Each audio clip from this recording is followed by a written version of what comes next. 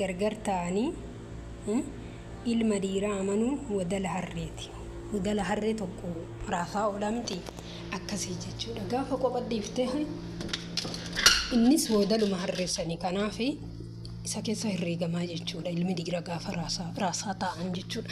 Assalaamu alaykum warahmatullahi wabarakatuh. Ashama harka fuunii jirtu hordoftootaa fi kabajamtoota kiyya baga jiraattanii.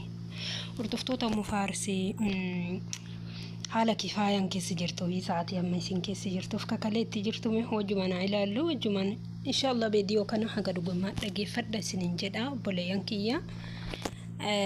Dhugaa dubbachuu fi mucayyoon tun hin beeytanii jaalala bareedduu keessa wajjin turan ijoolleen tun lamaanii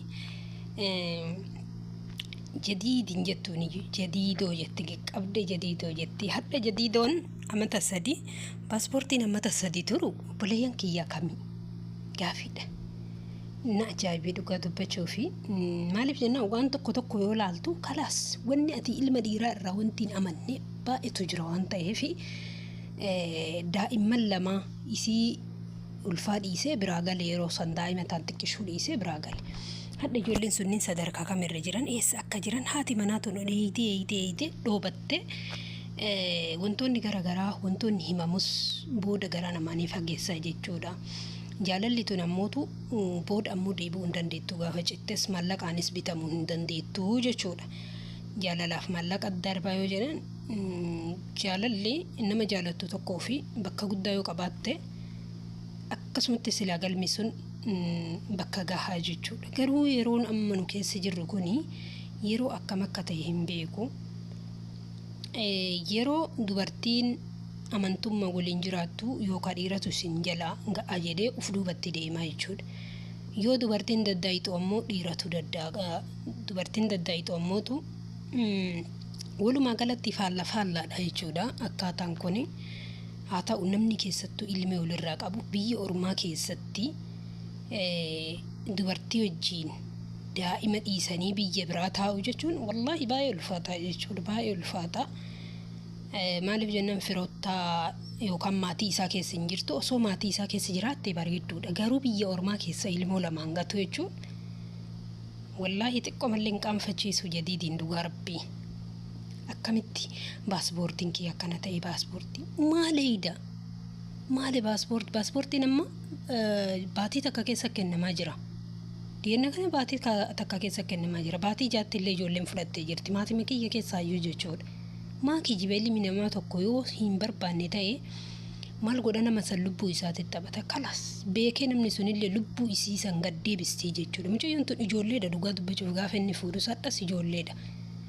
Ammallee wanni asirratti dabalataa wanni ani dubbachuu barbaadu ijoolleen biyya Arabaatti dhalatte Habashaa taate ijoolleen biyya Arabaatti baratte Habashaa dhiini isaanii kulliin kijiban guutame qaamni isaanii kulliin kijiban guutame kijiban beekan jirra.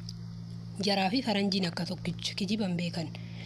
Kanaafuu isin kaleessa osoo soobdan kijiba irra guddattan waan ta'eef ilmi musliimaa tokko namni salaatu namni ibaadaa rabbii godhu tokko hin kijibu. Mu'minni hin kijibu hin kijibina. Mu'minni hin kijibuu jedhan hin kijibina. Yaa obboleessa kiyya yaa obboleettii tiyya keessattuu bultii jireenya kan kee keessa kijibni hin barbaachisu jechuudha. Walumaa galatti wallaahi nama jibbisiisa.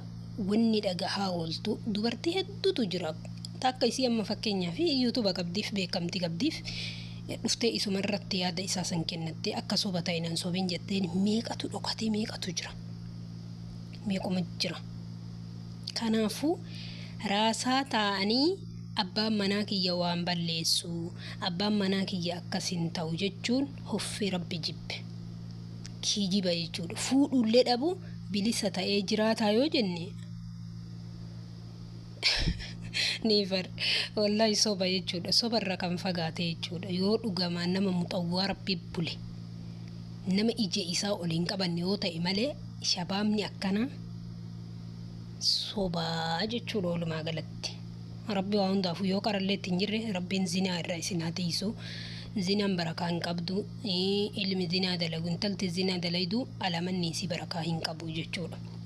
Homaan si jalaa dhidhata homaan si jalaa badda. Kanaaf obboleessa kiyya obboleetti ta'e tanatti deebi'iitiin jireenya galee bareeddu ati beeytu san wajjin jiraadhu yoo ammoo wanni irraa yookaan jibbitee galtee illee yoo jiraatte lagun waan kanaan si jibbee sobee si harkaa galee illee yoo jette hagasuma jechuudha garuu baasboorri hin baane baasboorri akkanan taane kijibni maa barbaachisaa yaaki maa bultii tantee bareedduu tana mucayyoo bareedduu tana jaalalti ammoo gaafa jette ammoo deebitee ijaaramuun baay'ee ulfaata ammoo dubartiin gaafa of keessaa si baafte akka ilma dhiiraa taasisanitti hin sobamtu dhugaa dubbachuuf dubartii kutannoo qabdu jira dubartii kutannoo hin qabne jira kanaaf wanti hundinuu kutannoodha mumkin cittee duubatti si deebisee siif amanuu si amansiisuus dandeetti dubartiin gariin ammootu wallaahi ta'achi yoo citte hin deebinetu jira jechuudha kanaaf wanni kun ammoo jaalala hadha qabdan tana of keessa hin balleessina mallaqatti isin hin jijjiiramtu osoo mallaqa miliyoonaan hin bitattanii bitachuu hin dandeettu maaliif jennaan hundi akka qixa walqixa siin dhufu wanti hundi kaa sababa wanti hundi walqixa siin dhufnee fi kanaaf hin barbaachisu gaa'ila keessatti geejjibni hin barbaachisu jechuu barbaadeetti ani walumaa galatti akka nama gaa'ila keessa jiru akka nama bultii keessa jiru tokkotti ilmeen sunis abbaa gaafataatiin abbaa na gaafatti jettee bootte dhugaa dubbachuuf ni gaafatti abbaa ni gaafatti ilmoon maaliif hin gaafanne kanaaf ilmee tanteessan odoo mi'aa kan kee itti deebite mi'aa kan kee argisiifte daa'imni dhalate sun haga utanaatis hin argine mi'aa kan kee hin beeku afaanumaan ijoollemmaan daa'imti tun gaafatteef si gaafatti malee waa'ee mi'aa kan keetti hin beeku jechuudha kanaaf qalbii ol cabsuun dhugaa dubbachuu fi hin barbaachisu qalbii ol hin cabsina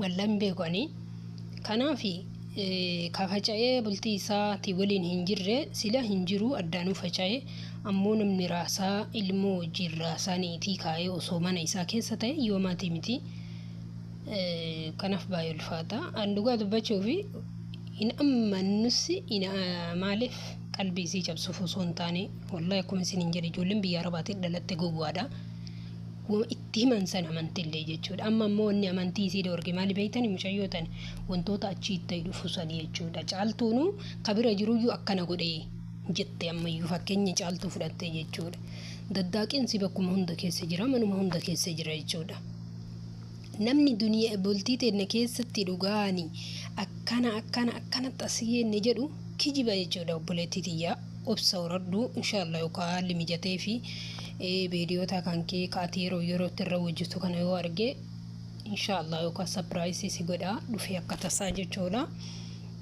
kanaaf ammoo bultii keessatti yooma hagga feeta walloltanii afaan hin badina afaan baduun ammoo dogongora garaa nama hammeessaa ilmoolleen guddataa dhagahaa yookaan namni gariin beeytanii sammuun ilma nama kun wal qixaa miti dhugaa dubbachuu fi ittimaa jechuudha gaafa ittimaa dhufee yookaan isiin ittimaa dhufte abbaan kan kee akkanaati gaafa jedhaanii dhufte nama akkasitti deebi'ee haadha wajjiin abbaa ajjeese beeyna jechuudha dhugaa dubbachuu fi wanni kun ammoo dogongora yooma haga feetan abbaa manaati wallabdanii ilmoo teessanii hammeenya abbaa manaa keessanii yookaan hammeenya abbaa jaraa hinaa atisni ilma dhiiraallee ammoo hammeenya isii itti hinaasayni jechuudha haati tante takkanaati haati isiin hubaddu taate nama gaarii fakkeessitiin itti dubbadhu jechuudha yeroo kamuu nama gaarii fakkeessi jechuudha sibira badduu ta'uu dandeetti dhugaadha garuu ilmee faada wal jibbisiisuun fokkataadha jechuudha rabbiin birattillee nama birattillee fokkataadha jechuudha kanaaf obboleeyyan kiyya waan akkanarraa uf qusaddaa walii hubaddaa wal hubachiisuun baay'ee bareedduudha haa ta'u yoo nama jaalala bultii saniif qabu ta'e ammoo bultii sana osoo hin bobbooressini bakka jiru irra bakka jirutti imaluun dirqama jechuudha dhugaa jiru wajjin akkasii hangaruu akka mataa kootiitti hagana turee amma mumkin surprise godha waan jedhamu ittu viidiyoo inni hojjete san keessatti waan akkasii ittu natti mul'ate beekon walumaa galatti akkasumatti fakkaata inshallah rabbiin isii haa gammachiisu jadiidii fi kifaayaallee rabbiin walitti haa deebisu rabbiin bultii jaraa hin booressini haga qaran gargar ta'an san rabbiin inshallah gammachuu fi ifnanaani nama kamiyyuu intala muslimaa taate nama wallabbii qabu kamuu rabbii walitti haadachaasu rabbii walitti aanannisee mana jaraa asanitti rabbiin jaraa haadachi baay'isu Anallee akkasumatti na kadhadhaa anis isiniif kadhadhaa mana kana warri haarawaa taatan subscribe godhaa maatiin utaa isin